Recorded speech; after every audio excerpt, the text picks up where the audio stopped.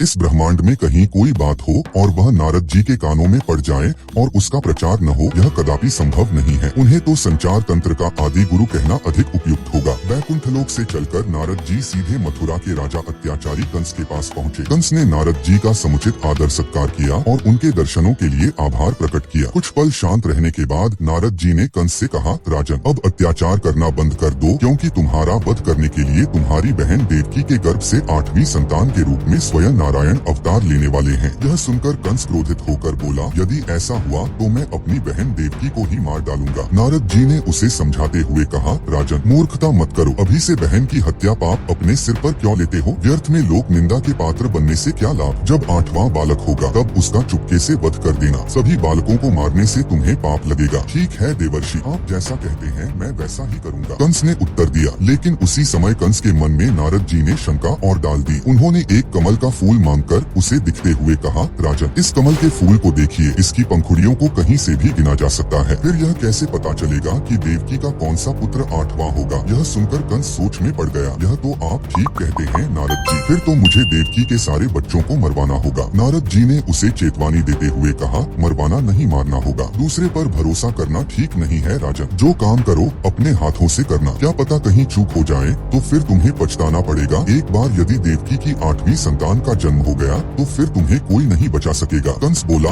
आप ठीक कहते हैं देवर्षि, आप मेरे हितैषी हैं। मेरे ही क्या समस्त असुरों के आप हितैषी हैं, तभी तो हम सभी आपको इतना मान करते हैं। नारायण नारायण, ठीक कहते हो राजन। नारद तो सबका भला चाहता है। लोक कल्याण ही मेरा लक्ष्य है और समय रहते सबको सचेत रहना मेरा धर्म है। कहते हुए नारद जी वहाँ से विदा हो गए। नारद जी के उकसाने पर कंस ने देवकी के 6 बालकों की निर्मम हत्या कर डाली। उसके पापों का घड़ा भरता चला गया। भगवान विष्णु के आदेश से योगमाया ने देवकी के सातव